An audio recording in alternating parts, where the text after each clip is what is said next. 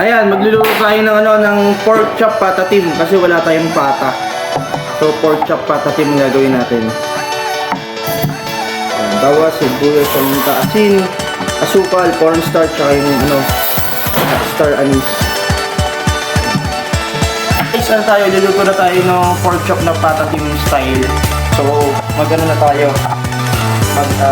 Big na yes.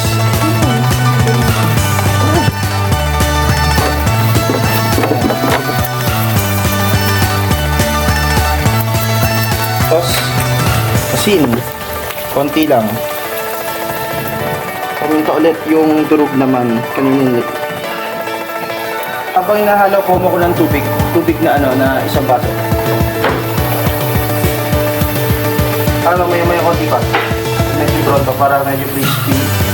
Tapos, lagyan muna natin pala bago natin lagyan tubig, lagyan natin ng asukal. Brown sugar. Na natin yung tubig.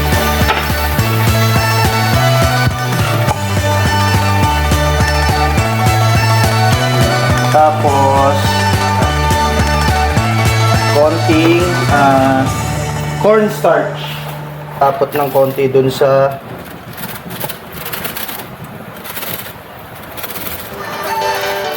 yan. Yan, ito na mismo yung sauce ng patatim.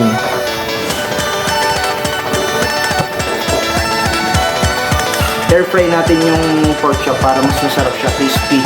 Yan, air fry natin dito sa ating tepal. Yan. So, set natin ng 20 minutes para sure.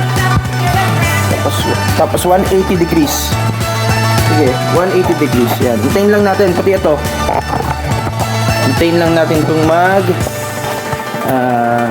sim. Ayan. Ating sauce. Ayan. Okay na. Ang ating pork chop sa air fry natin sa ating tepal. Lagay na natin siya sa sauce na ginawa natin para sa patatim. Dapat to pork chop meron. So, ayan. Wait lang natin siya. I-sim lang natin siya ng 10 minutes tapos okay na siya. Yun lang. Mamaya pakita ko sa inyo serving. Salamat!